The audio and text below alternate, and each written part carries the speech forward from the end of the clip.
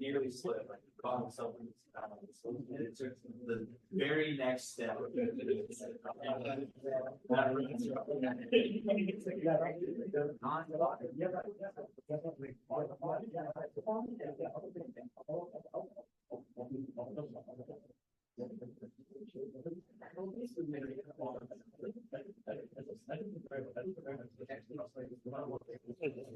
Oh, yeah.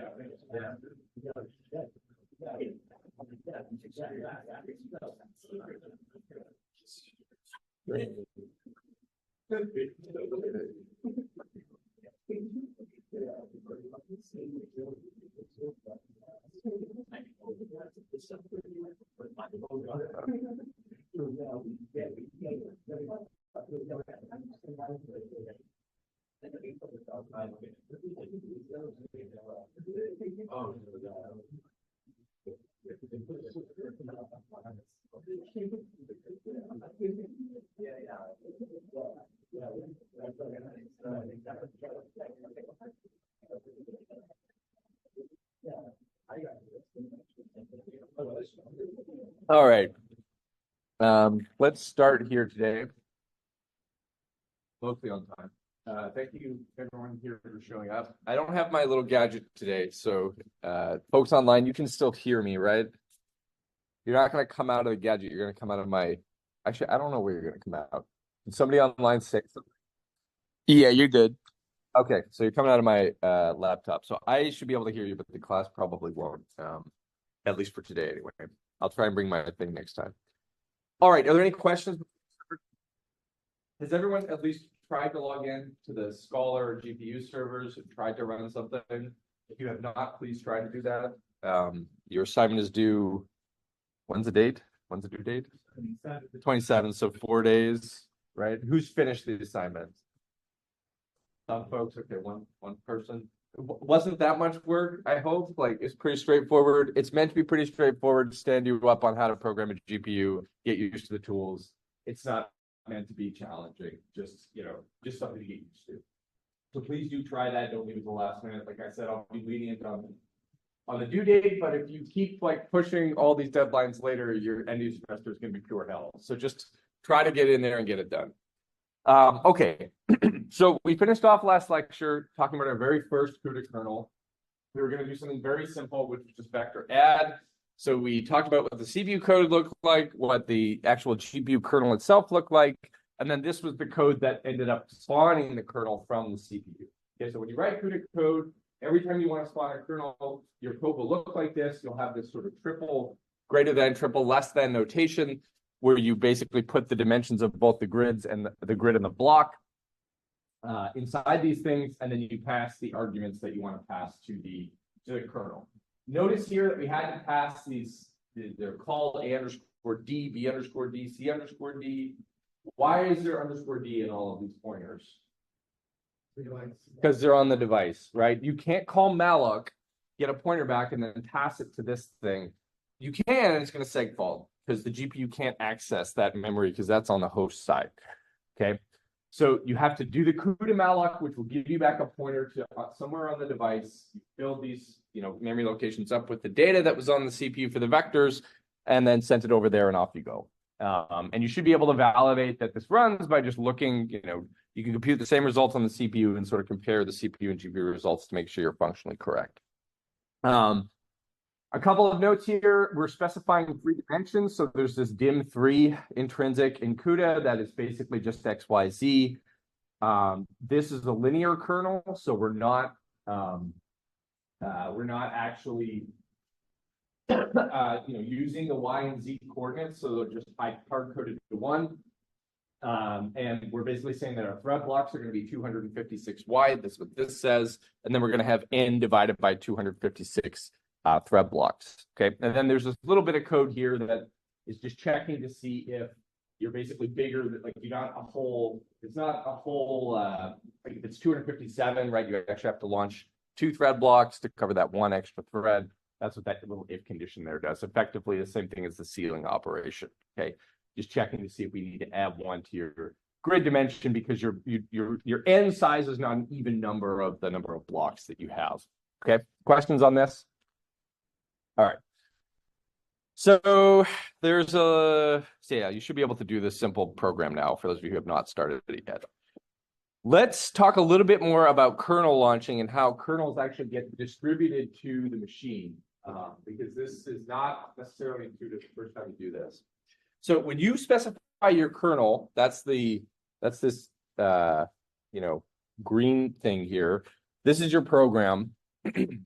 And as a developer, I actually might not even know what architecture I'm launching this on, right? I might be launching this on, a Hopper, which is the latest architecture. I might be launching this on a Volta, which is like 5, 6 years old. I might be launching this on a small GPU, on a big GPU.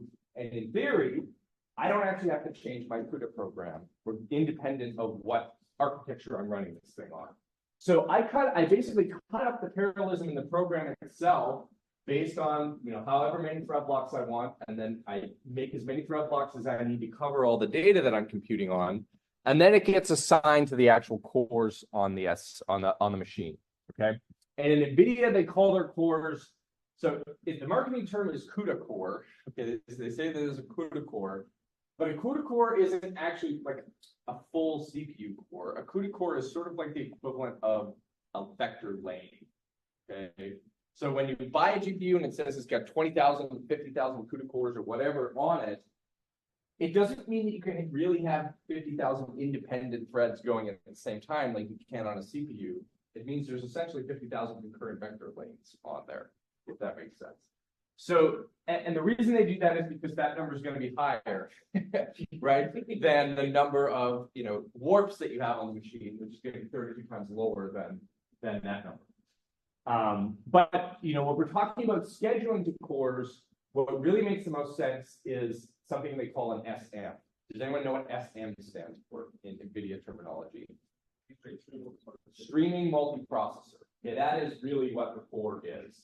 And every GPU will have one or more of these streaming multiprocessors. You'll see this sort of acronym SM used a lot.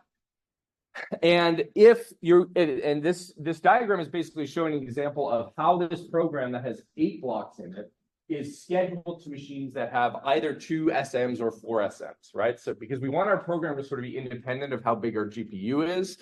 So what will happen is each block will get assigned to a particular SM. So the blocks don't migrate between these SMs. Okay, once it's sort of pinned on one particular block, it stays there. There are reasons for this, like the scratch pad memory is local to each of the SMs, so you can't really migrate them around to other SMs. It's possible, but in practice, that's not really done. You basically usually bind one block to one SM. Now, each SM can actually hold more than one block.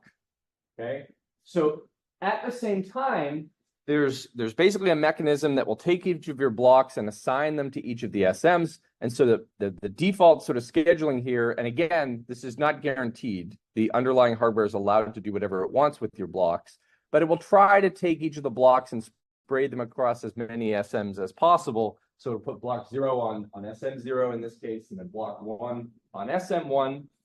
And then it will keep trying to put more blocks on these SMs. Because remember, the programmer just specified the size of these blocks based on their program. I may actually be able to put more threads or warps on each of these SMs than is in one individual block, right? Because I could have a program where I just made the block size 32. So every block is actually only one warp. If I could only schedule one warp on the SM, you'd be doomed because you wouldn't be able to hide any latency, as we'll talk about later in the class. So what it will do is it will try to pack as many blocks as possible onto each SM. So in this case, it sort of put block 0 on SM0, put block 1 on SM1, It'll put block 2 on SM0, and then it'll put block 3 on SM1, and so on. And it will sort of have all of these things concurrently co-scheduled to each of these SMs. Now, if you run out of resources on an SM, like maybe your blocks are huge and your SM can only schedule 2 of them at once, then the other blocks will be queued. Okay. If you had an SM if you had a bigger GPU that, let's say, is pretty much the same architecture, but we just double the number of SMs in the thing, then that program just sort of automatically is parallelized then across all of those other SMs. So you will then end up with only 2 blocks on each SM, and you'll have 4 SMs, doing the work, and it sort of tries to spray them across each one. Okay. Questions on this so far? Yes. This dynamic allocations have taken care of very ways. Sorry, one more time. Allocations they're taken care of very ways. Calibrated by the OS. So it's aligning this block to different SMs. Right? Yeah. Which is taking care of Okay, which is taking care of this? So the question is, I'm just going to repeat it for the folks online. The question is, what mechanism is taking care of this block allocation or scheduling? So at the block level, there's actually a hardware mechanism that does this. Okay, so internal to the GPU, they'll basically be a queue of kernels, right? That gets managed by, you can think of it as a little microcontroller or a little state machine that's going to basically try to assign blocks. And it basically knows how many resources all of the SMs have left. It knows how many resources each block needs, and it tries to basically fulfill them. And this is done in hardware. So you cannot, as a programmer, there's no sort of, there is a way to do this, but it's tricky, right? You have to basically look at the SM ID and then not do any work if you're not particular SM. It's kind of hacky, but like if you just write a normal CUDA program, then a hardware scheduler is going to be the one assigning these blocks to each of the SMs. And the reason why this is done in hardware is because sometimes these blocks can be very fast. They can finish very quickly.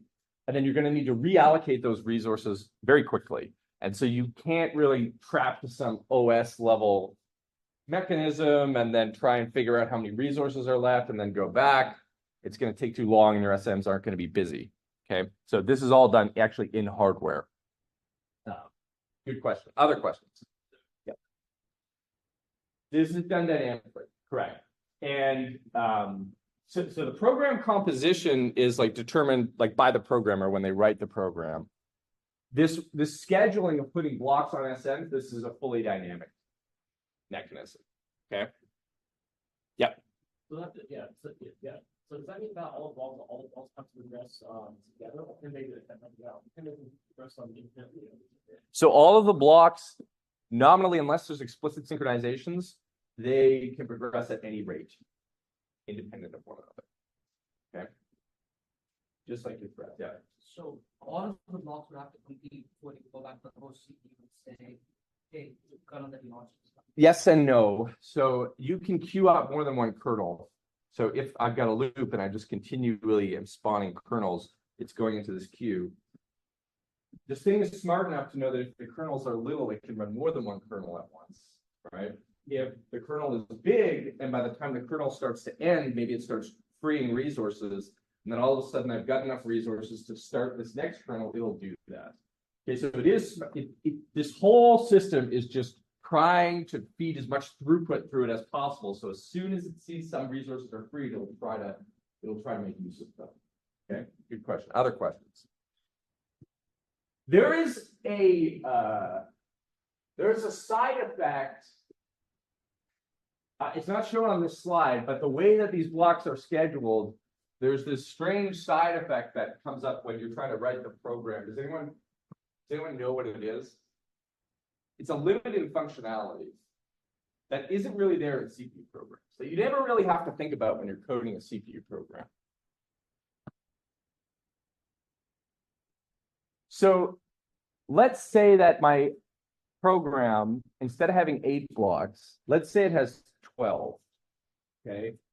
And let's say that I run it on this thing with 2 SMs, but the maximum number of thread blocks each SM can hold is 4. What does that mean? If the program has 12 blocks and each of the 2 SMs can only hold 4, What does that mean? Yes, Each system will get 3 blocks. each system will get 4 blocks. Get it. So each SM, so the whole program has 12. Each SM gets 4. Meaning a total of 8 blocks can be running at one time. What does that mean? The other 4 are not going to run. Right? The other 4 are descheduled. This isn't like a CPU where when you code a program, you can pretty much be guaranteed that all the threads will make progress. Right? So if I have a barrier in my CPU program where I say wait for all of the other threads that I spawn, there's a fairness guarantee in these schedulers and CPUs. You'll know that eventually the other threads will get some time. In a GPU, this is not true. So this is part of the reason why you're basically explicitly discouraged from trying to do these global synchronizations across the whole kernel, because you could write a program that will actually work on a big GPU where all of the blocks can get scheduled. And then when you shrink it down to a small GPU, maybe only half of the blocks get scheduled. And now if you're waiting for all these other blocks, they'll just never get a chance to execute. Okay, this can be solved through context switching. That's what the CPU will do. Like you can context switch out threads in the CPU. Context switching blocks is extremely expensive. Each of these blocks has a lot of register state. It's got scratch pad memory. You'd be plowing stuff back and forth to the main memory system at a rate that's not really conducive with a good performing program. So GPU vendors generally say, if you want to do global synchronization, you better know what you're doing. And you better realize that only some of your threads could potentially be sort of scheduled on the machine at one time. And you can do it. If you're clever and you take a look at how many blocks you're going to get scheduled and then only sort of wait for that many threads and not wait for the ones that you know aren't going to get scheduled, it can work. But it's not like this sort of universal program that works like a CPU program where you know that your threads are going to get equal scheduling time. That's not true on a GPU system typically. Okay. So you can basically end up with a program deadlocking on a small GPU, but running on a big GPU just because of this weird scheduling phenomenon. Okay. Questions on this? You have a question, I can tell. What is it? So is it up to the programmer? It's up to the programmer. It's up to the programmer to make sure that if they're going to use any global synchronization, that they know that all of the threads that they're trying to globally synchronize between will actually be resident on the GPU. Okay. There's these new programming constructs in CUDA called cooperative groups. I don't know if anyone who's done a lot of stuff with CUDA maybe has heard of these. That's meant to sort of facilitate this sort of it's sort of like a sub-kernel, right? But for the purposes of this class, we're not going to mess around with those things. We're only going to do sort of the traditional big kernel spawn that GPUs do.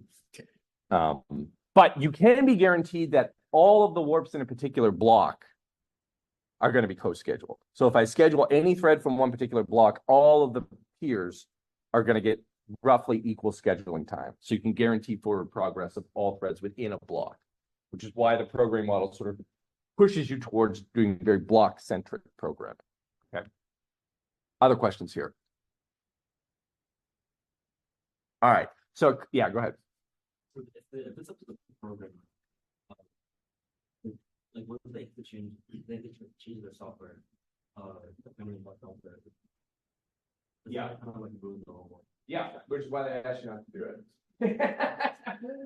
But look, it's like anything, right? Like if you really want to get the most possible performance out of a CPU, you probably have to go in there and hand tune vector instructions in x86, right? If you really want to, if this is really a big problem and you really want to squeeze every last watt out of this thing, and your algorithm is not fitting nicely, then you're going to have to do more work. But in the general case, so get 90% of the performance without this headache, basically. So yes, it completely breaks the programming model. But so does inlining assembly in C, right? But now you can't compile it for other stuff, but yeah, it'll run faster if you're clever. Sort of the same kind of analogy. Okay, good question. Other questions? All right. Okay, so here is just an example, I think, of the whole program, right? So I've got, or at least the part of the program that is spawning the kernel. So we've just got this host function. So when you code up your CUDA programs, you can explicitly mark functions as host or or running on the GPU. Host says this is CPU code. So just to sort of drive this point home, this vector add that sets up the block dimensions, this happens on the host. And then this global keyword is essentially a kernel function, which means that this code is going to run on the GPU. There's two different modifiers that you can use to tell the compiler that a function is for the GPU. One is global and the other is device. Global says that the CPU can call this function. So this is an entry point to this GPU program. Device is like an internal GPU function. So a vector add called another function that was never called from the CPU. You can mark this with device, and then it will be compiled differently because it never actually has to be called from the CPU. You can also mark functions as being both global and host, or both device and host, and the compiler will try to compile it for both the CPU and the GPU. And you'll have two different compiled versions. Obviously, if you've got stuff like block IDX.x in the function, then it's not going to compile for the CPU, right? So the way you would do this is you would have some other function, right? You'd abstract this away and say get thread ID, and then you'd have a different get thread ID function for the GPU than for the CPU, and then it could sort of all work, okay? So this is just sort of how you define your program. So to give you a flow of what's happening here, so up here when we're running this host code, the runtime software is going to basically see that we've injected this kernel. The kernel is composed of all of these blocks. So you can sort of think of us having a queue of kernels that gets queued up. And then within each kernel, there's another queue of blocks that need to be run to run each particular kernel. This fine-grained scheduler of all the blocks actually being spawned onto the SMs, this happens in hardware. Okay, so this level of scheduling here, where I'm sort of taking blocks and putting them on SMs, this thing is a hardware-based scheduler. The upper level, so this kernel spawning, where I'm trying to like put new kernels into queues, this is a mix of hardware and software, but there's a significant fraction of this that sort of lives inside the drivers. The drivers for GPUs are basically like mini operating systems. Okay, like the driver code for the NVIDIA GPUs that run CUDA, you know, they've got like scheduling mechanisms inside them. They've got allocation mechanisms inside them. They are basically like mini OSs that manage the GPU. There's been some effort to sort of integrate more of that into traditional operating systems like Linux, like try to take more of that management and put it inside of a real operating system. But right now, a lot of it still just sort of lives inside the drivers themselves, which are proprietary for NVIDIA, so you can't even look at what they're doing.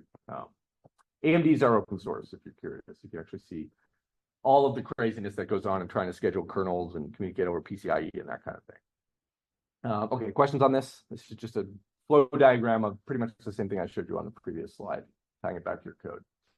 Okay, so this is the compiler stuff. So like I said, there's device, global, and host, and this will tell you, where the thing can be called from. Yeah, it's underscore, and yeah, basically if you do device and host on the same function, then the compiler will attempt to compile both versions. And if it can't be compiled, the compiler will tell you, and then you'll have to fix whatever.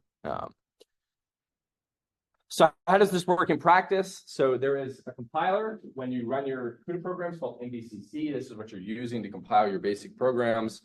So you throw it at a .cu file, or you throw it at a bunch of files. It can compile general .c files as well. And what it does is it'll just split apart the stuff that it thinks wants to be compiled and run on the host from the stuff that it thinks needs to be compiled and run on the GPU. And it'll throw all the CPU stuff at the host compiler. So this is typically GCC, right? So behind the scenes, MVCC is redirecting all of the CPU code to get compiled to GCC. And it's going to make use of the CPU linker to sort of build all that stuff together. On the GPU side, it's a little bit more interesting. So it does this intermediate step. So the compiler will take the CUDA-C program that you wrote, and it will generate a whole bunch of instructions in something they call PTX. Parallel Thread Execution Language, I think is what this stands for. But this is sort of like an IR. Any compiler people in here taking a compiler's class? IR, intermediate representation. So it's a representation of the program that doesn't actually run on any real machine, but it's much lower level than something like an LLVM IR. It looks a lot more like a RISC type instruction set. And the reason they do this is because they want, so they try to learn from the mistakes of the CPU world, right? Where when you compile an x86 binary once, you want to be able to run that, the thing that was compiled in 1995, we want to make sure it still runs in 2024, right? And that is true, right? You could take old executables for x86 machines, run them on modern machines, and it still works. Okay, which means that in hardware, you're tied to supporting everything that has ever existed in the ISA and not making any huge material changes because the ISA ends up just being sort of ossified. Okay, and so this is hamstrung CPUs, for a while. Internally, they actually decode them, right? So x86 instructions get broken up into these things called micro-ops that look a lot more like RISC-V or some sort of RISC-based ISA, because it's impossible to pipeline x86 instructions that make them go fast. You guys learned about micro-ops in 565, it was mentioned at least, right? So this is actually in hardware, right? Intel devotes a bunch of silicon to doing this decode in hardware. In GPUs, because they're sort of these bulk devices and because they could start from scratch, they decided that they weren't actually going to embed any real machine code inside the binary. Instead, they're going to embed inside the binary this intermediate representation called PTX. And then whenever you spawn your kernel, they're going to run a just-in-time compiler. So that way, if I compile, so the binaries I compiled in 2010 have PTX embedded inside of them, I can take that and run it on a hopper. Okay, but the ISA, the underlying ISA for the machine is completely different from a Fermi to a hopper. They change massive amounts of things in the actual machine instructions themselves, but they rely on a just-in-time compiler that's, guess where, inside the device driver to take that PTX and then turn it into the machine instructions for this particular generation. So that means that I can just rev my driver every time I rev my hardware, and I can make drastic changes to the ISA, and the programs are none the wiser, right? And I don't actually have to devote any in-silicon area to doing this sort of translation. So if you go and you do an object dump on a binary that's compiled for a GPU, there'll be a block in there that contains the PTX code. This gets thrown at a just-in-time compiler, and in NVIDIA, the actual machine ISA is called SAS. SASS, source and assembly. In AMD machines, they've gone through a few names. I think right now it's called GCN5. There's some specific ISA name, generation no compute next or some, I don't know, some terrible three-word thing that it codes the ISA and they put a number on there. Okay, and then they change this every generation. So the ISA has actually gone from a CISC ISA in the early 2000s to a pure RISC ISA. But we didn't have to change any executables because the binary just had this sort of intermediate representation embedded within it. What's the downside of doing this? What do I have to pay for to do this? Putting this in the binary and then do the translation. Every time you run, you have to recompile, right? Every time when you wrote your program and you did MVCC, unless you told MVCC, and you can do this for people who are trying to do optimizations and they know the GPU they're going to run on, you can explicitly say, please generate machine instructions for this particular GPU. And it'll just build a big fat binary. And you could be really you could just be like, give me all the ISAs for every GPU that they've ever done in the last 30 years. And then you'll get like a 50 megabyte binary for vector add, and it'll have all the different representations that it could possibly need. So then it doesn't have to do the just-in-time compiling. But generally people don't do this. And they just pay this cost. And it actually turns out to usually be a one-time cost because the driver will cache it. It'll compile it and cache it. So the next time the kernel is spawned, it'll just reuse the precompiled code. And because GPUs spawning the work is such a big asynchronous process in the first place, like copying the arguments over the PCIe and like copying data and all this other crap, you can sort of overlap this just-in-time compilation with all of the other setup stuff that needs to be done for the GPU, so it's effectively free. Obviously, this isn't true if you have a giant program with lots of templates or something where the compiler is working extra hard. But in those cases, you can just pre-compile it for the particular machine that you want as a big, giant fat binary. So this sort of began this way because, look, we're already super latent when we launch things anyway. So why don't we just hide the compilation time in the latency to transfer all those other things over anyway, and it'll appear to be effectively free. And we've got infinite compatibility in our binaries, which is what PTX gives them. Another sort of quirk about this is that PTX is essentially openly documented. So there's a full document. You can go implement simulators for the ISA. You can implement functional models for the ISA. This stuff down here, the actual machine, is completely undocumented. There's nothing known about the encoding that's public. There's nothing known about what operations. There is a sheet. Okay, there's like a one-page table on the website that says like add, and then it says adds two operands together, and that's it. And it does this for like 100 instructions that aren't even the whole subset of things that it can do, and that is all the documentation you get. And if you want to figure out how the binary actually looks, people have actually tried successfully reverse engineered what they're doing, but they do not open source any of the documentation about what the real ISA is. Again, for competitive advantage and for hiding mistakes and for security through obscurity and through sort of all these things, they sort of keep that close to the chest. Questions here? So this may be interesting for compiler folks. Yep. Yeah, device has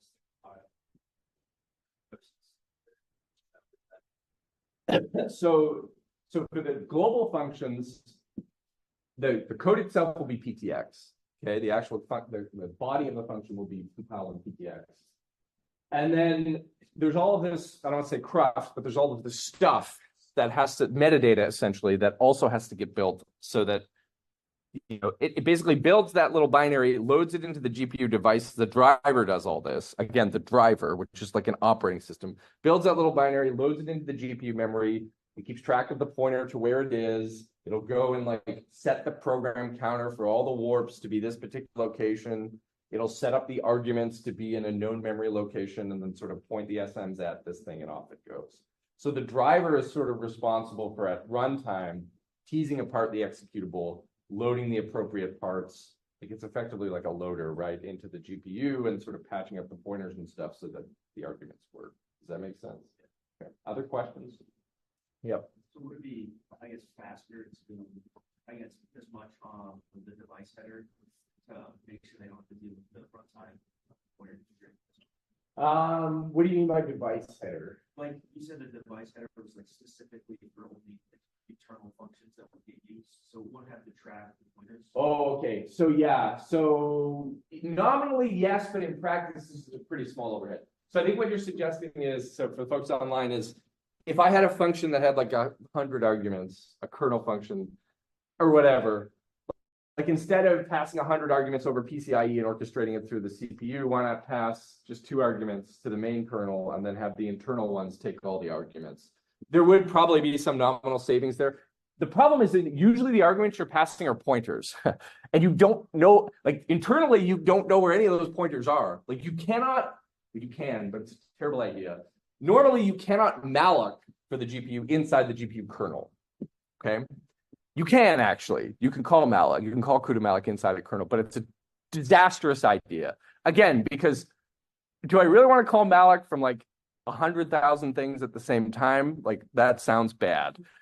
So if you can get away with it, you want to call malloc first in the CPU and then just pass the pointer down to the GPU.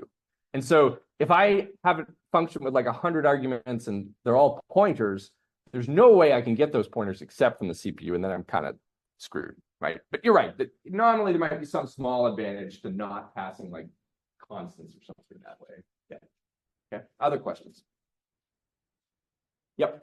The GPU is no virtual memory, or is it just CPU? Yep. Everything has virtual memory. So it has virtual memory. Okay. So it doesn't do disk-based paging like the CPU does, because again, disastrous. You think going to this disk is a costly on a CPU? Try to do it 10,000 times on a GPU. Like it's not a good idea. Now, there is this thing called unified virtual memory, and you'll code up your assignments using this as well as sort of traditional copies, that allows you to allocate a pointer that will point to a page that can be migrated automatically between the CPU memory and the GPU memory, okay? Which is very convenient. And then we'll let the driver, or the basically, which is like an operating system, page things in and out for us from the CPU memory into the GPU memory on demand. Okay. And so all modern GPUs have this feature. So you can do something called CUDA malloc managed that will coordinate with your host OS, allocate a page that has a virtual pointer that is valid on both the CPU and the GPU. And it will point to consistently the same memory. So if I write to this pointer on the CPU and then pass the pointer into the GPU and then read from it without doing any explicit copying, you'll be able to read the value the CPU wrote. And it achieves this by paging it from the CPU memory into the GPU memory. When you do this, the CPU ends up pinning the memory so it doesn't get paged out of the CPU's memory space, because again, disaster if it's not actually in CPU memory. But that allows you to sort of do the sort of paging type of things that you traditionally think of on CPUs, but just between the CPU memory and the GPU memory as opposed to CPU memory and disk, okay? Also, even if you're not doing that paging, you still want virtual memory because maybe you're running two kernels or two programs, right? Like you can have two different processes in the CPU spawn kernels on the GPU, and they can have the same pointers virtually. And you want the ability to do all of the nice, translation under the hood. So GPUs have TLBs, GPUs have page table walkers to be able to do these translations to allow you to basically support all of the niceties of virtual memory. In the very earliest days, there wasn't really much in the way of virtual memory, but as they've been used more and more for compute, that's sort of a feature that's a deal breaker, right? So they all support virtual memory today. Yes?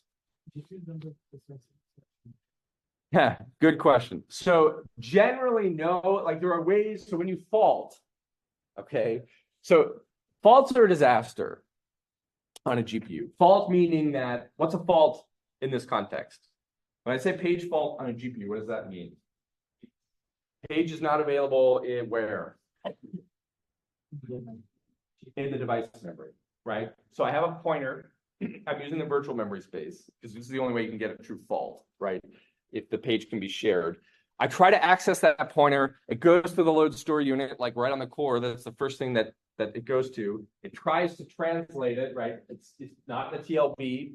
So it goes up and then it goes up and walks the page table and says, oh, it's not here. It's not been translated yet. And what conventional systems do is they stall the whole SM. They stall every warp on the SM and say, look, I just took a page fault. At least this is what they used to do. At least, the last time I talked to NVIDIA engineers that told me what happened, this is what they did. They just stopped the whole world when you had a page fault, okay? And then you waited for the page to complete, and then you came back, okay? So you didn't do anything until the page fault was resolved, okay? So you got sort of around this imprecise exception thing because you froze the whole world, such that from the execution perspective of that core, nothing happened while the page was faulting. Make sense? But it's disastrous. So as a result, you really got to make sure you're hitting TLBs. You want your pages to be huge to increase TLB reach, right?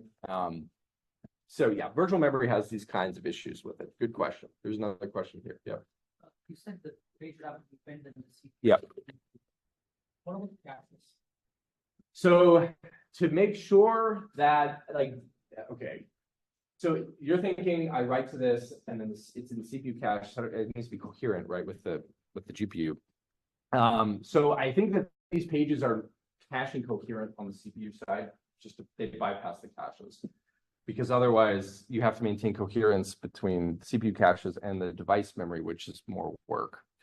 So you don't want to do fine-grained things with these shared pages because they're not going to be cached.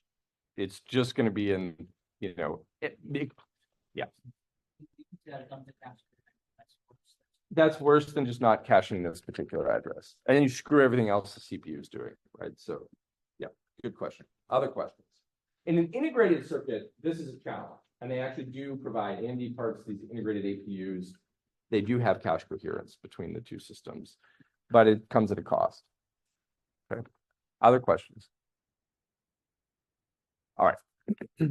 And like I said, this flow of embedding this virtual ISA, this is not NVIDIA specific. AMD does the same thing. Qualcomm does the same thing. They all have different names for this intermediate representation, but they generally don't put the actual machine instructions inside the binary. All right.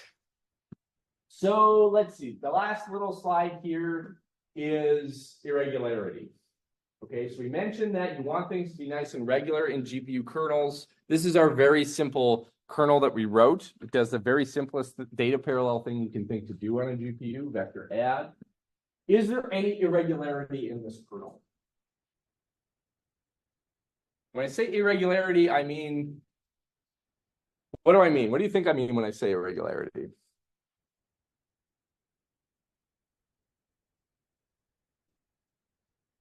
That's a very fancy word that we haven't really gotten to. Does everyone know what control flow divergence means?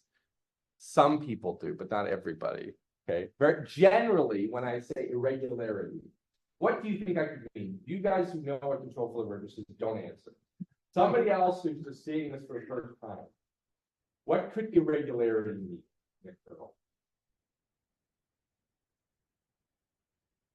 Yes. Maybe like different parts of the kernel are doing, or different threads are doing different things. Yes. So different threads are doing different things. What different things could different threads do? What could be different between threads?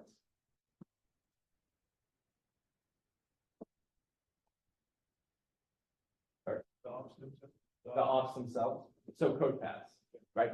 Your journey through the program could be different for different threads. Okay. The other thing that could be different is the data. It should always be different because they shouldn't actually be touching the same data, otherwise it's doing redundant work. But hopefully the data is together. Okay, well, and we'll study that when we start talking about memory divergence. But in this program, in particular, is there any part in here where all of the threads don't do the same thing? Thread ID greater than n, right? So this if condition is intentionally checking to see if, and I talked about this, I think, in last lecture, right? A little bit, but let's drive it home a little more. If this thread's ID is less than n, why am I checking that? Why am I checking to see if I is less than n? Why don't I just do it? Yeah. You don't want to basically leave outside the array. Right. So I don't want to read outside the array, right? I allocated my arrays, okay, and each of them had n elements. But remember, when I made my thread blocks, there were 256, and maybe I have n equals 257, right? And then I launched 2 thread blocks that are each 256. So I need to make sure that all of the threads in a second thread block don't actually go try to access stuff that's not here in these arrays. What will happen if I do? Segfault, right? I'll segfault if I haven't allocated it. If it's allocated and used by somebody else, nothing will happen and you'll just read stuff you never wanted to read. But if it's not allocated, you'll segfault because it won't know where the page is. So I put this little line in here to basically make sure the program doesn't crash. And this is what we generally refer to as irregularity, right? This is actually what we call control flow irregularity. Control flow is just your journey through the program, right? So if you have no branches, no if statements, no switch statements, your control flow is just straight lines, right? Your program just goes from PC to PC plus 4 over and over. If you've got any of these other conditional statements or even unconditional statements, it won't just go PC plus 4, it'll jump around, right? That is generally what we refer to as control flow. You can actually create a graph for this, right? You can create these things called basic blocks, which we'll get into a little bit later. And then you can create you can turn this into a graph problem. Anyone who loves compilers, like this is the very first thing they do. I take my program and turn it into a graph, and then I'm going to throw 40 years worth of graph, transformation problems at this thing to try to make it better, right? So in a GPU, we generally hate this. We hate it when the program can go in different directions because the hardware is really good when everyone does the same thing. When different threads do different things, we start running into trouble. Okay. In this particular program, what are the implications of these, the threads where I is going to be greater than n? What's going to happen here? Nothing, right? They're going to do nothing, which means that we wasted work spawning the warp. If the whole warp does nothing, remember a warp is a collection of threads. So if we spawned a warp and then all 32 threads inside this warp decide they are all bigger than n, their thread IDs are bigger than n, then it'll just skip this statement and exit. which means that we ran a bunch of math to compute our thread ID and then just decided to go away. We didn't actually do anything useful. So you wasted time spawning the thing. And then there are the warps at the edges. Okay, so in this particular program, we can have one warp at the edge where some of the threads are less than n, and some of the threads are greater than or equal to n. In that case, we still have to execute all of the statements inside this, this if conditional, because some of the threads need to execute it. And what will happen is the hardware will automatically, and this is kind of one of the nice features of CUDA, the hardware will automatically mask off, because we're running this on a vector, right, which is basically a single instruction, multiple data instruction. The hardware will mask off the threads that didn't go inside this statement while keeping the threads that did actually perform this work on. And you will still run that instruction. You'll incur effectively the same latency as if you've sort of had all of them active. You'll incur most of the energy consumption as if you had all of them active. Not all of it. There is power gating and stuff that goes on to try to mitigate that. But still, you have all this sort of big wide thing that is now sitting here with a lot of it potentially being idle if you're sort of on the boundary. Okay. And so this is a very simple case of irregularity. You can imagine you can literally write any arbitrary piece of C code in this program, right? You could have any arbitrary control flow. And the more spaghetti-like, the more in the weeds things get based on what thread does what, the worse the GPU is going to do. And it's going to get progressively worse if we start like nesting these things, right? Like if only like half of them go into the first one, and then an eighth of them go into the next one, and then there's a loop, and then some of them start finishing the loop early, and like things just keep getting worse and worse for us as the irregularity continues. So this is your very sort of first encounter with irregularity, and a lot of work in the systems and hardware space has been focused on trying to mitigate this problem, to try to make GPUs work better in the face of this irregularity. A lot of it hasn't actually come to fruition in real products, though, because most of the time we sort of punted it to the programmer and said, your program is irregular, please recode it to make it more regular. But anyway, so this is sort of your first encounter here. Any questions on this? So this is an example of control flow irregularity, a very, very simple example of it, where threads are not all doing the same thing in the program because there's a conditional statement. Okay. All right. All right, that's it. I think there's some quizzes, so please take the quizzes that are online associated with this stuff. Let's talk about 2D programs.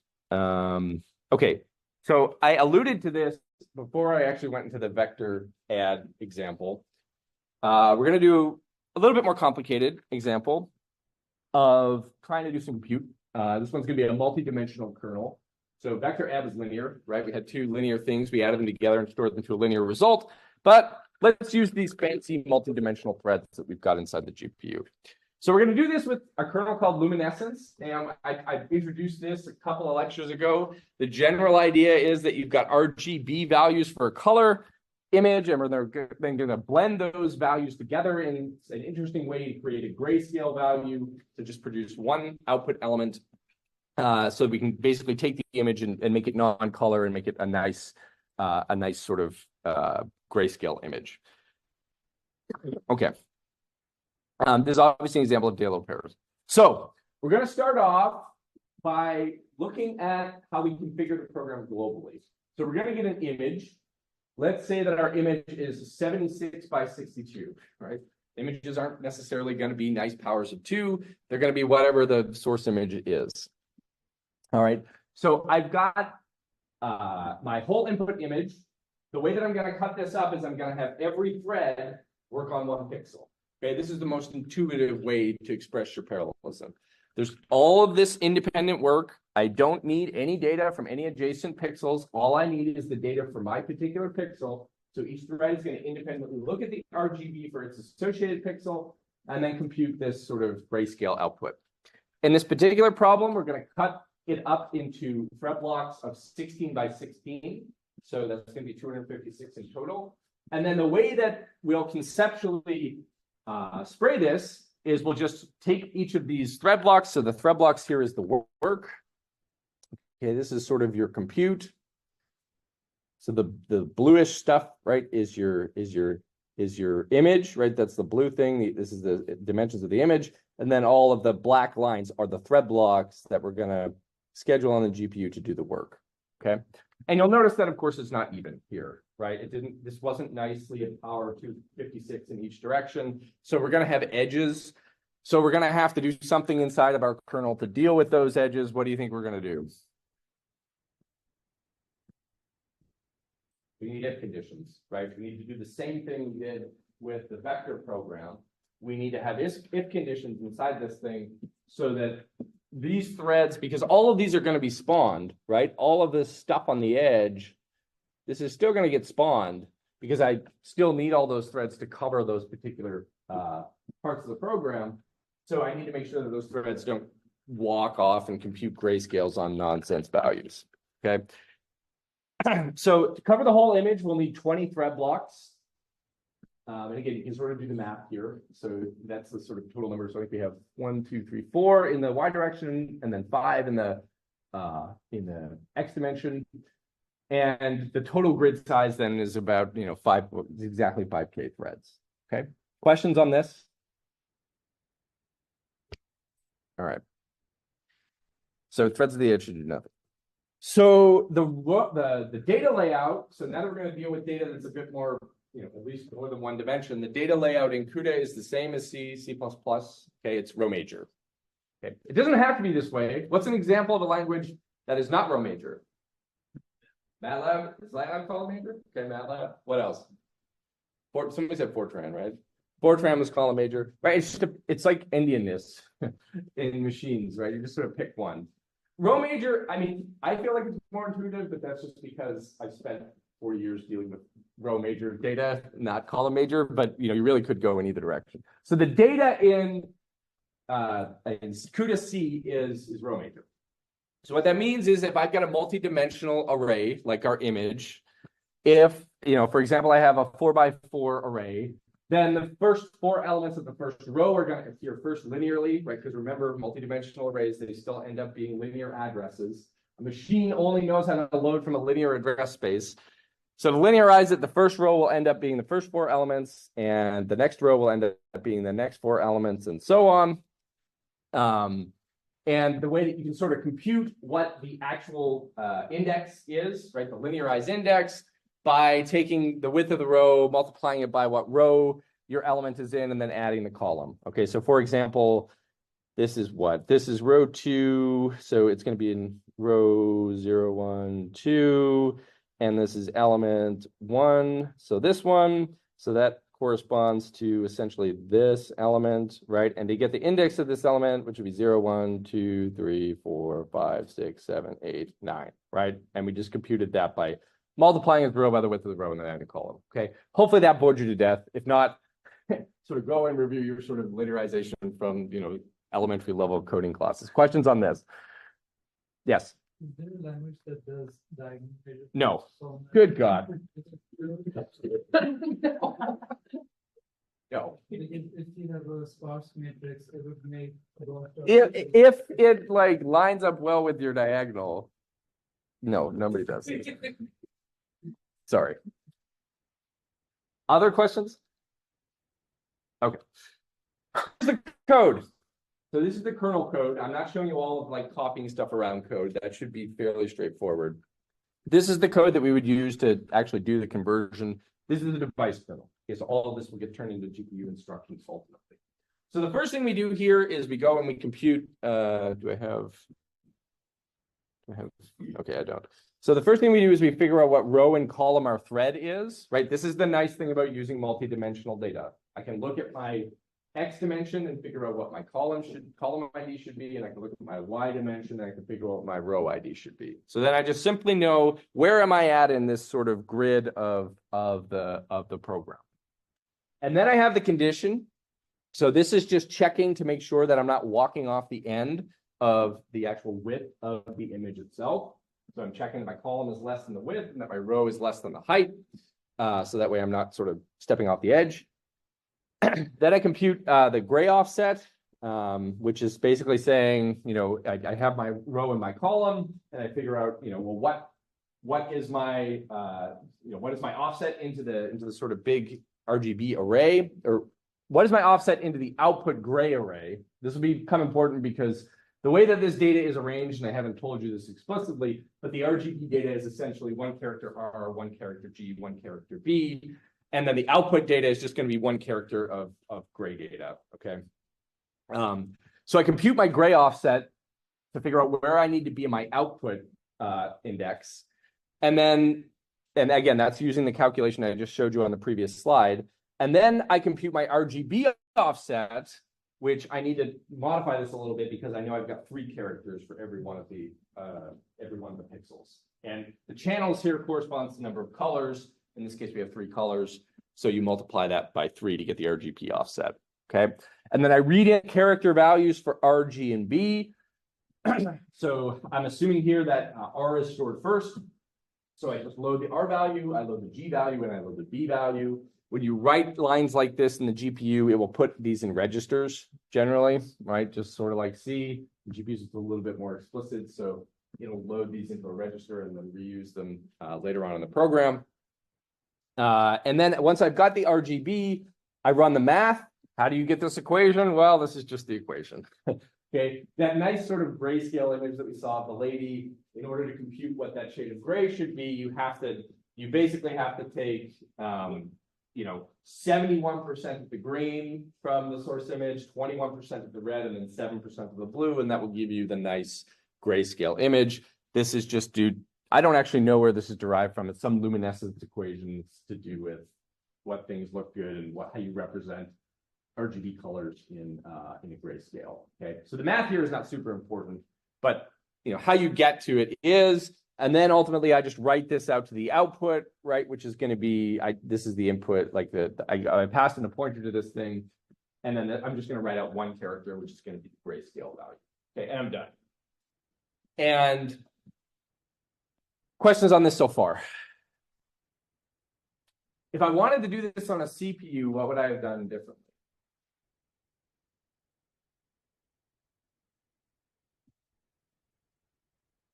What's the connection here between, like, let's say, usually you do this, right? Like if I said, go write this, go do luminescence for, this image on a CPU, what would I have done to achieve the same result? Yes.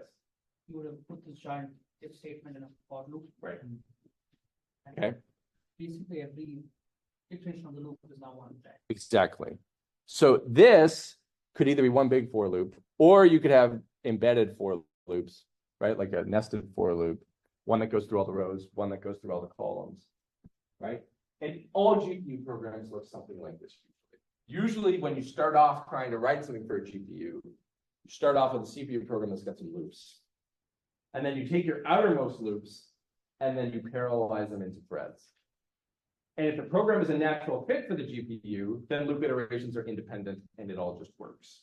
If it is not a great fit, then there's some dependency between loop iterations, and then you have to really think about how to re-architect your algorithm.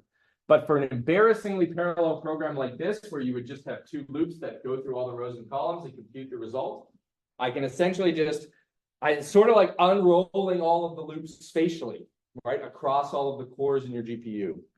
And this is the type of bread and butter programs that GPUs eat up, right? Because I don't have to deal with any kind of synchronization here. It's just like everything can just be spread across the entire machine, and I'll soak up as much memory bandwidth and as much compute capacity as I can based on how much resources the machine has. Okay. Other questions on the scope?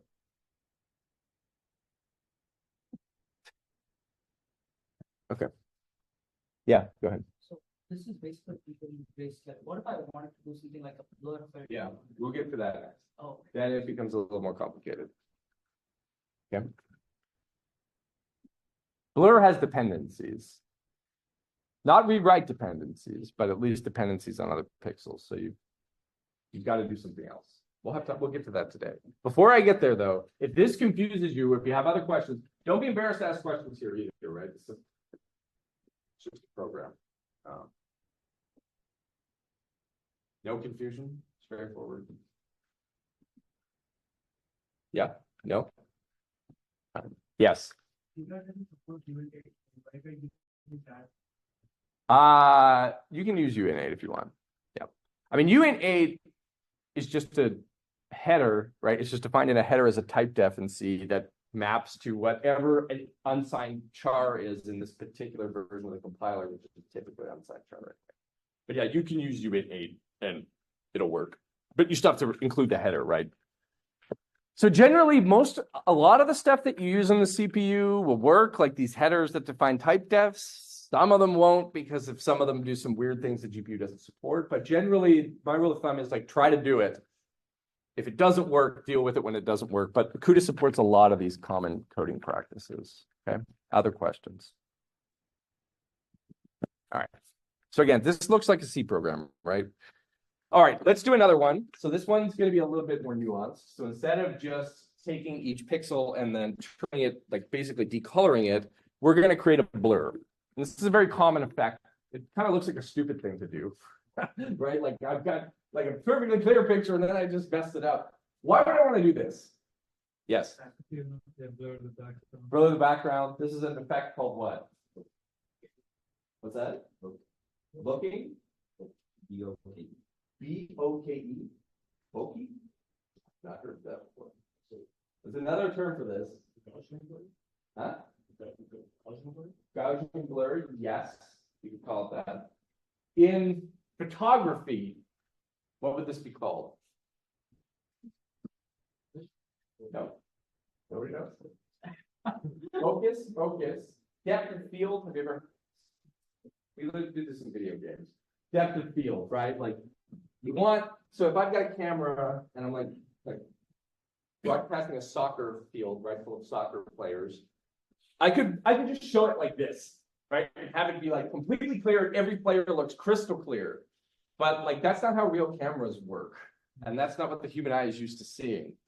So in a video game, it's easy for us to just like draw everything clear because we know what everything looks like. But to make it look like a real camera and a real field and make it look like a real thing, you have to focus on something. So you focus on the player that scored, and then you take everything that's behind it and you make it look like that. You blur it out. That's what's called depth of field. And you know, video games are running these algorithms in the background all the time to make it look like, you know, and that's, you know, it makes it look more real, right? Because real cameras have this effect. They don't, everything isn't actually crystal clear, like it could be in a perfect digital representation. So you intentionally make the world look worse, right? To make it look, not worse. I mean, it looks more like what you're used to seeing in the real world. I don't know if your eyes maybe do this a little bit, right? Like there's, like you guys are sort of fuzzy, right? When I look over here, I don't know if that, anyway, I know about this specifically from video games because of the blurring on things that are in focus in the camera, but I'm sure there's a whole bunch of like better explanations for this. What did you call it? Bokeh? Bokeh? Does it refer to this like focus and out of focus, like playing on a camera kind of thing? The phone calls it this. Camera. Okay. Right, because you can do this on your phone now, right? Yeah. Okay. Yeah, anyway, so whatever. So we want to do this. So how do we do it? How do we run a program for it? And then how do we, you know, code that up on a GPU? So the algorithm here, the one we're going to use is pretty simple. We're going to take each pixel and we're going to basically bleed some of the color from the neighboring pixels into our pixel. That's how you create this fuzz, right? Normally the image is crystal clear, like this particular pixel is her hat, this particular pixel is the wall, and you can see them sharply. If you blur the image, then you're not really clear where the hat ends and the wall begins. And you can create that effect by essentially taking the colors from adjacent pixels and blending them together. And so what we're going to do is we're going to take all of the pixels in the source image, and then we're going to read all of the neighboring pixels with some radius. So we're going to have this variable called blur size. This is blur size 1, which means we're only going to read the immediate adjacent pixel, but you could have more blur by reading more, right? And in the limit, you read all the pixels, and then everything's just a mess, and you don't see anything, right? So if you make this radius bigger, the thing will look more blurred because you're taking more colors from more nearby spaces. If you use a blur size of 1, then it's very localized, and it's less blurry, but it's still definitely much blurrier than the original image, okay? Understood? Everyone sort of understood the basics of this algorithm? All right. So we also have to deal with the edges here. So we're going to have, you know, pixels that are on the edge of both the grid and the thread blocks. And so we're going to have guards to, especially the ones on the edge of the grid to not read off the side of these things. What we don't have to deal with here is any explicit synchronization because my blurred value is independent of your blurred value. Okay, even though we may be reading from the same peer pixel, that's a read share. Okay, read shares are easy to deal with because nobody's modifying anything, right? So the source image and the output, the source image is not going to get modified at all. The output is going to be modified only by each thread responsible for each output element, meaning that if thread 0 is messing with element 0, 0, nobody else writes to element 0, 0. So I don't really have to deal with any synchronization. Even though they read a common input, their outputs are independent. Okay, so it may appear like there needs to be some communication, but there really doesn't. They're just read sharing. This is what we would call it. 666 introduces you to this at least at some point, right? Just read shares. Okay. Questions on this? All right. So here's the code for what this would look like. So I've got a guard in here. The guard at the top. Again, we're doing the same sort of thing, right? We're computing what our column and our row is. I've got a guard at the top to make sure I don't walk off the end of the giant grid. And then inside, I've now got loops. So, the program conceptually had 2 outer loops, right? If you did this on a CPU, right, that were going through all of the pixels that needed to be blurred. But then internally, I need a little loop because I need to read all of the pixels around me. And you can do that in a GPU. And the way that this works is that you sort of figure out, based on what your blur size is, are you just going 1 over or 2 over or 4 over or whatever, you're going to have a row that you want to read from for your blur and a column that you want to read from for your blur. And you have to iterate over those in both directions to sort of get all of the surrounding pixels. The easiest way to think about this loop is if blur size is just 1, where I'm sort of reading one pixel over this way and 1 pixel over this way in all directions. Okay. Then I compute what my current row and current column is. So this is the row that I want to read, the row column that I actually want to read to compute the blur. And then I make sure that I've actually got a valid image pixel because again, I might walk off the edge, right? So I made sure that the thread didn't walk off the edge, but then when I'm walking around my pixel, I may again walk off the edge because I'm not, because I actually don't have data for that stuff. So I've got to test to make sure that I haven't walked off, row is at least 0 and column is at least 0, and that I'm not sort of walking off the end of the thing, the end of the current row or column. And then once I've done that, then I can go and read in the data. So this is input array that has, in this instance, we're assuming that all the pixel colors are just 1 character. Okay, so we're assuming that they're sort of all built into, RGB is just going to be built into a single character value here, which is why we're only reading once. And then we're going to add that in. So we're basically just going to keep adding to the color value. That's what the blur does. It just keeps sort of adding to what the new pixel value should be. You'll have to normalize it at the end, which we'll see. So you sort of increment all of the different color values that are inside this radius that you wanted to get the blur from. You're incrementing pixels because this is what's sort of moving. This is what we need to know, the total number of pixels that we're blurring over, right? Because we need a denominator when we normalize things. So we keep track of this pixel value, pixel number here to do that. So we sort of read all around it. This is responsible for sort of reading, this internal loop is responsible for reading all of the adjacent pixels and aggregating those values and figuring out how many values we aggregated. And then when you're done, when you've actually read all of this stuff, then you go to your particular output element, and then you're going to write whatever the aggregated value of the pixel was divided by the number of pixels that you aggregated around to get an average color. Essentially, just computing the average color here among all the pixels that you considered in the blur. Okay, and then you're done. Questions here?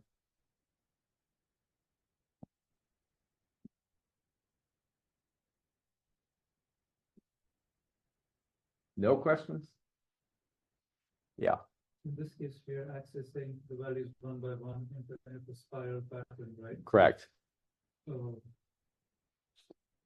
So is the given value going to be cached, or do we need to do that at the same time?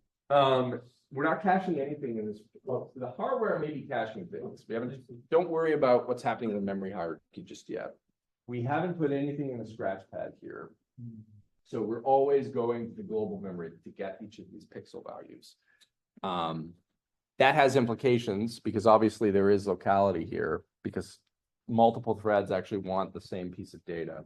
So there may be an opportunity to exploit that locality. Again, the level of the locality is going to depend on the extent of the blur.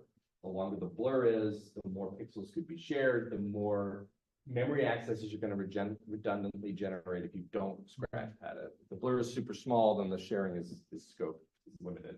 Okay. But in this simple version, we're not dealing with scratch pad yet, right? This is just like get the thing to work, and this will work. But all of the traffic, you'll have redundant traffic going to the memory system. Okay, good question. Other questions?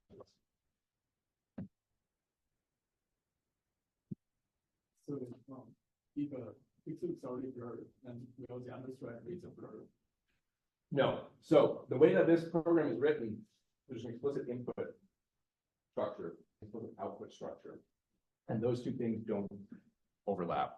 So the value of in, it probably, you could have called this a const int star up here, right? This thing doesn't actually change this in thing. The only thing that's changing is the output. And each thread is writing to its own independent output, right? So how do I know where each thread is writing in this program?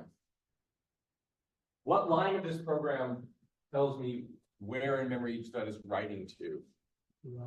The last line, line 10. It doesn't write to memory anywhere except right here. Everywhere else it's reading from memory. Okay, all of these other array indices. The array indices are where you're reading from memory, right? Like that's where you have pointers, you're going to memory, you're reading stuff in. So I'm reading from memory to get all of these in values. And then I only ever write out to memory right here on line 10. And every thread has a unique column and a unique row ID, which means every thread is writing to a unique character in this array. Okay.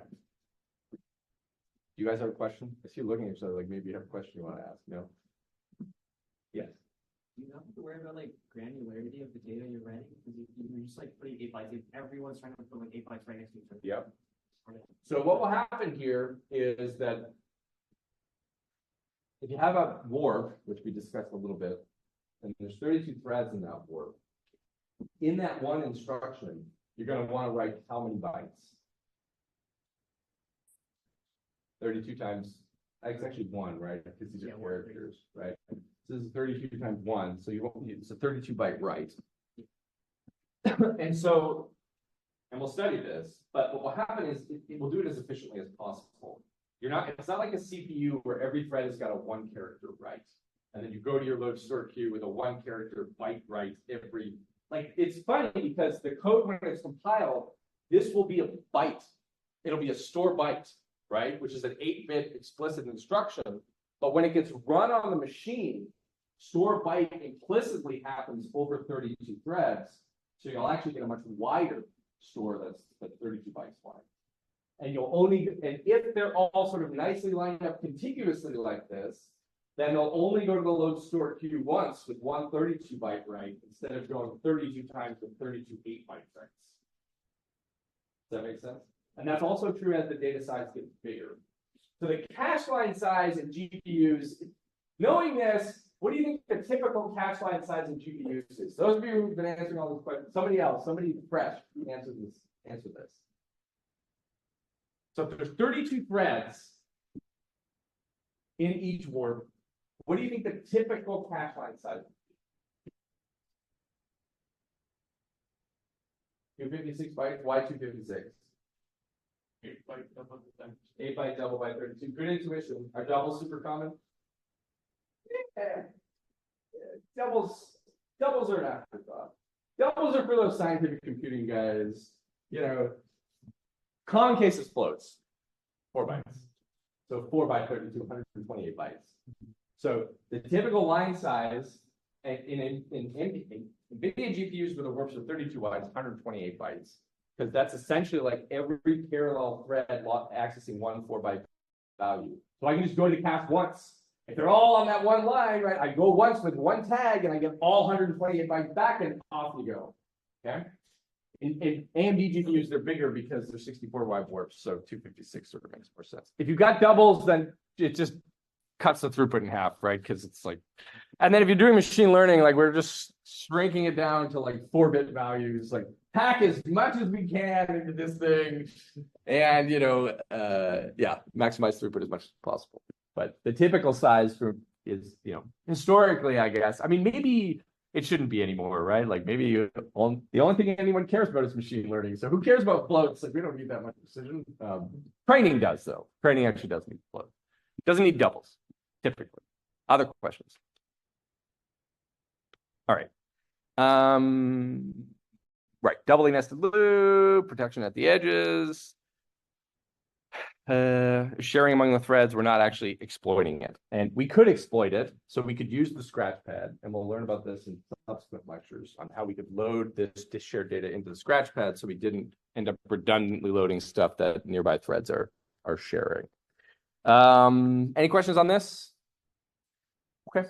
I think we'll go next lecture. We'll start off with, is this in your assignment? Did I put this in your program as sequential ocean? Did I get you to do ocean? Maybe it's in a quiz. The quiz has ocean in it. Who's done the quizzes? Okay, yeah. So you're going to be asked some quiz questions about ocean, right? And how you parallelize it and how the IDs would get sort of sprayed across, just to see if you if you guys actually were super bored and understood all this, or you just were too scared to ask if you didn't know what's going on. You're going to ask some concrete questions about how this gets parallelized. But, on its face, right? How do you think you parallelize this on a GPU? You've done Ocean, 437, 565. It's like the simplest sort of parallel program that we can think of. So what would you do here? What's the first thing you think about doing here to parallelize this program? What's that? Similar to Grayscale, right? It's a grid. It's an XY grid, the ocean that you're dealing with. And in Grayscale, we basically just had row column, which in this case is IJ, doing one in each thread. We do the exact same thing here. We basically take away the two outer loops and turn them into X and Y thread indices, and then off you go. And if you hate the multi-dimensional thing, you just linearize everything yourself, right? And then just compute all the offsets accordingly based on a linear thread ID. But sometimes it's just natural to keep it in this sort of grid context and use the two-dimensional mappings. Okay? Questions? All right, I'm done. Thanks for coming in on this nasty day out there. Stay warm, and we'll come back on Thursday.